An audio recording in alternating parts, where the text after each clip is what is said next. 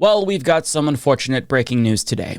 All hell is breaking loose in the Middle East as Israel officially invaded Lebanon today, southern Lebanon to be specific, and Iran fired more than 100 ballistic missiles at Israel this morning. I want to talk about Iran first. Now, at the time that I record this video, still details are coming in, so I have limited information. But hours after Israel officially invaded Lebanon, we got word from a White House official that a ballistic missile attack from Iran was imminent. Now, there's numerous ways that U.S. intelligence could have learned about this attack ahead of time, but it seems likely that this was communicated ahead of time to the White House through diplomatic back channels between the United States and Iran, which is a good sign if that's actually true, because this communication is mutually beneficial because U.S.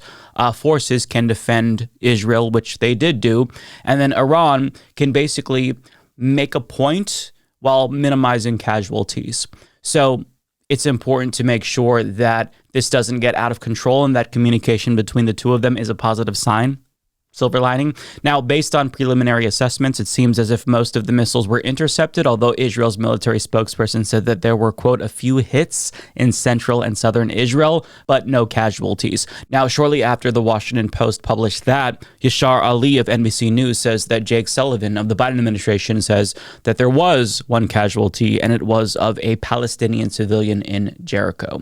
Now, we should take whatever Israel says with a grain of salt, but they say there wasn't mass destruction, and it does seem like a CNN correspondent in Haifa offered basically the same assessment before we got the official response from Israel and the U.S. Here's what he said. When those missiles come down, you have multiple huge impacts and multiple huge explosions when there's nothing there to stop them. But I think what we've witnessed this evening, as far as I can see from the video that I've seen so far, is that Israel has managed to stop a lot of those missiles coming down. However, the only view that we've had of it is from Tel Aviv, and we know that Iran said that they were targeting other locations inside of Israel. We don't have eyes on that. We haven't seen video from there. We can't make a full assessment of the picture yet. But at least as far as Tel Aviv is concerned, where Israel has been fending off both ballistic missiles from Hezbollah in the past week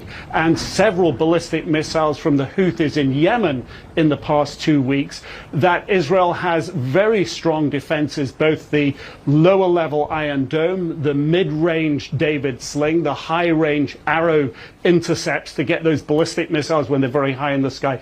It has a range of defenses and has had them clearly around Tel Aviv. And the first impression created for me tonight is that Israel has had a relatively successful day of defending itself. So we'll have to wait and see. But I mean, if there was major damage, we'd likely already know about it. Now, Iran responded after the attacks were done, saying Iran's legal, rational, and legitimate response to the terrorist acts of the Zionist regime, which involved targeting Iranian nationals and interests and infringing upon the national sovereignty of the Islamic Republic of Iran, has been duly carried out. Should the Zionist regime dare to respond or commit further acts of malevolence, a subsequent and crushing response will ensue. Now, Iranian-American scholar Trita Parsi says the message from the Iranian government, similar to April, is that this is a one-off attack that only will be continued if Israel chooses to escalate further. That is, of course, what Israel wants to do, however. And that's correct, obviously. And that's the real problem here. Now, last week, Israel said that its strategy was de-escalation through escalation. And the U.S. apparently said that they agreed with that rationale, which is insane. But just a week later, it's already proving to be a failure, obviously. So the question now is, how will Israel respond? And at this point, that's an open question, but you can guarantee that they will respond. But it's worrying because it's worrying more so now than it was in April, because Netanyahu is more emboldened than ever, and U.S. warmongers are already calling for a very strong response. For example, Lindsey Graham is calling on Biden to strike Iran's oil refineries in response, which would be a massive escalation, to put it mildly. So the American neocons are all hot and bothered right now at the thought of war with Iran, and because of Biden's ineptitude, it's escalated to the point where the entire region is on the brink of war. And I say on the brink of war, knowing that that's not actually correct, because Israel just invaded Lebanon.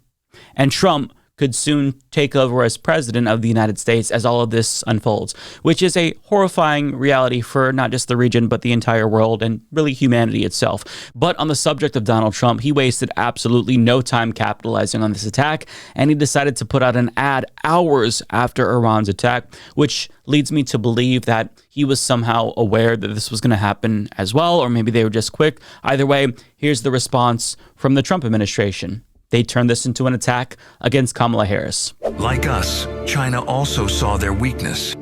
So did Putin. Then he invaded Ukraine. Hamas saw Harris' anti-Israel statements and will use it as a green light to keep murdering Israelis. And Iran thinks Harris is so incompetent.